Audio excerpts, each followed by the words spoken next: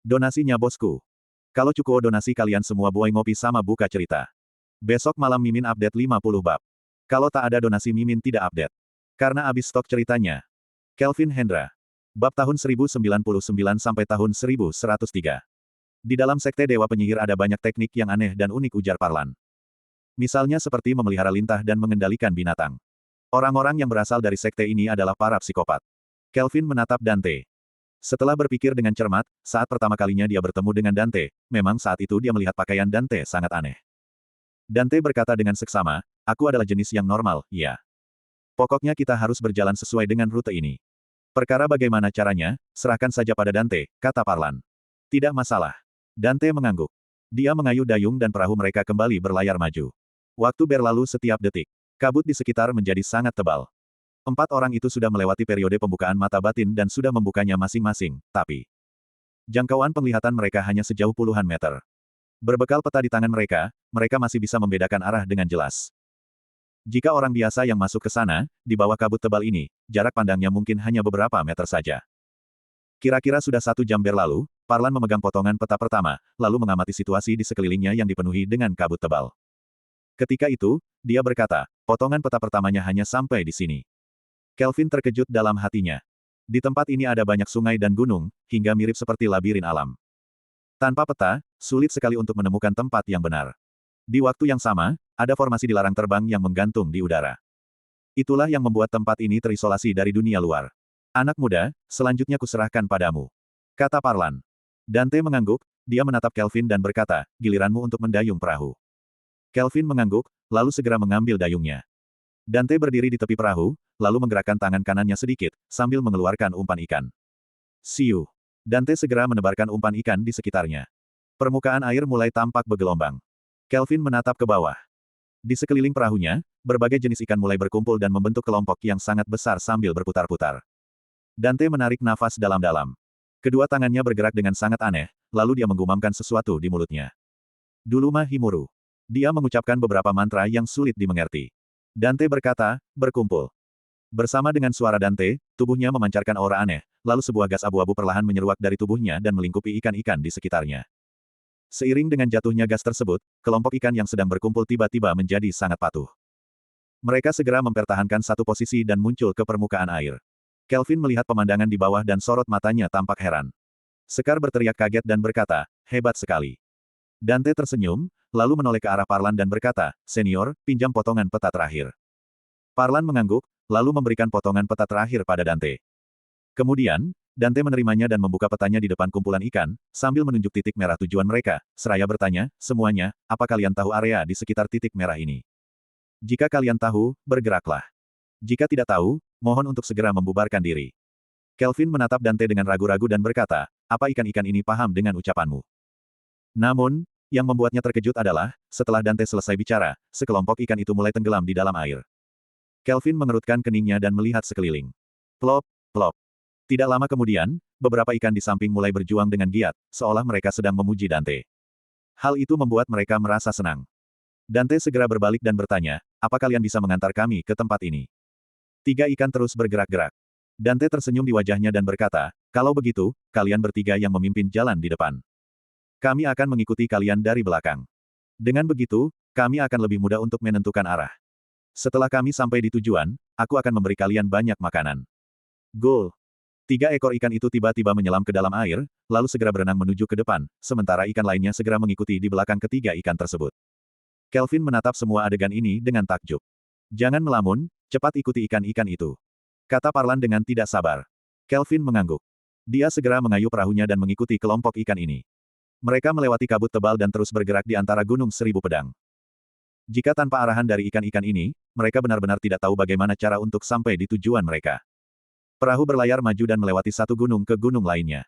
Sementara itu, di puncak 1000 pisau, salah satu puncaknya. Di puncak gunung, di rumah batu, Safira sedang duduk sambil memeluk lututnya. Dia mengikat rambutnya seperti ekor kuda, hingga membuatnya terlihat polos dan murni. Pada suatu saat, tiba-tiba dia mengerutkan alisnya, lalu menatap kabut di bawahnya dan berkata, kenapa banyak sekali yang datang kemari? Ini sudah gelombang keempat. Dia mengerucutkan bibirnya dan berkata, tidak bisa. Ini sudah terlalu banyak orang. Orang tua kau pasti akan berada dalam bahaya. Aku harus membantu mereka. Sambil berkata, sebuah pedang terbang muncul di bawah kakinya. Beberapa saat kemudian, dia menggelengkan kepalanya dan matanya berputar sekali, sambil berkata, lupakan saja. Aku akan mengusir orang-orang ini. Sambil bicara, dia langsung melompat dari puncak gunung. Kemudian, dia mendarat di bagian bawah puncak gunung dan menemukan sebuah rakit kayu. Safira tersenyum. Dia berdiri dan mengambil sebuah topi jerami di atas perahu. Setelah mengikatnya dengan baik, dia menggerakkan layar perahu dan mulai bergerak ke arah Kelvin dan yang lainnya. Sementara itu, di ujung Gunung Seribu Pisau, ada sebuah puncak gunung yang megah. Gunung ini berdiri di atas permukaan air. Di kaki gunungnya, terdapat satu demi satu perahu yang sedang berlabuh. Gunung yang curam ini memiliki satu jalan setapak. Jalanan ini dibangun di atas tebing terjal dengan kemiringan mencapai 90 derajat. Tidak ada perlindungan apapun di kedua sisi jalan yang mengarah ke atas gunung. Saat ini, di atas jalan gunung ini, ada beberapa bayangan manusia. Mereka semua sedang berdiri di atas tangga dengan wajah yang kebingungan, seolah mereka sedang berada di dalam ilusi atau semacamnya. Di kaki gunung, dua perahu perlahan mendekat. Seorang manusia dilemparkan dari atas perahu. Orang itu tergeletak di tanah dan memuntahkan darah. Dasar sampah. Bonar mengejek dingin. Pada mulanya, dia memang cukup membantu, tapi pada akhirnya, dia masih tidak jujur dan malah membawa kita melewati jalan itu. Jalan menuju langit. Brandon mendongak dan menatap tebing curam itu, sambil bergumam pelan. Dia mendongak dan mengamatinya dengan seksama. Setelah itu, dia mengerutkan alisnya, dia melihat seorang pria dan wanita sedang berdiri di tengah-tengah jalan tangga tersebut. Ketika melihat pria itu, mata Brandon bergerak-gerak, sebelum akhirnya dia berkata, Dimas Wibowo. Dimas Wibowo. Bonar bertanya dengan agak ketakutan. Ya, sosok Dewa Pedang yang berada di bawah Adrian, tapi dia tidak masuk ke dalam peringkat immortal. Brandon menjilat bibirnya dan berkata, dia sedang berada di puncak sana. Kelihatannya dia adalah penjaga harta karun timur. Ekspresi Bonar berubah serius dan berkata, Masternya Harry. Brandon mengangguk. Pada saat itu, dia melihat ke atas tebing curam itu, bayangan seseorang perlahan-lahan berbalik. Kultivator hantu. Ekspresi Brandon berubah, lantas dia memejamkan mata dan berkata, Elisa. Segera setelah itu, ekspresi kemarahan muncul di antara alisnya dan berkata, beberapa hari yang lalu, bos menelpon dan berkata bahwa Elisa telah berubah menjadi kultivator hantu dan masih hidup. Pada mulanya, aku tidak percaya dengan kabar tersebut. Namun sekarang, tampaknya itu memang benar. Saat mereka sedang berbicara, Elisa sedang melayang turun dari jalan menuju langit. Dia mendarat tidak jauh dari Brandon, lantas tersenyum melihat mereka berdua dan berkata, kalian berdua. Sudah lama tidak bertemu. Kau masih berani menemuiku? Tanya Brandon sambil menatapnya tajam, apa kau tidak takut bila aku akan membunuhmu? Elisa tersenyum ringan dan berkata, kalian berdua datang ke tempat ini adalah untuk membuka harta karun timur. Pertama-tama, setelah harta karun itu dibuka, maka itu akan menyebabkan kekacauan di dunia kultivasi. Kedua, kalian berdua juga bisa menjadi orang pertama yang masuk ke dalam sana. Namun, kalian masih memerlukanku jika ingin membuka harta karun timur. Kata Elisa. Apa kau pikir aku akan percaya dengan ucapanmu? Waktu itu, kau pernah menipuku, kata Brandon. Waktu itu, aku sudah mengatakannya pada kalian untuk membuka harta karun timur, selain memerlukan peta, kita juga memerlukan kunci. Kata Elisa. Kita perlu kunci untuk membuka harta karun itu.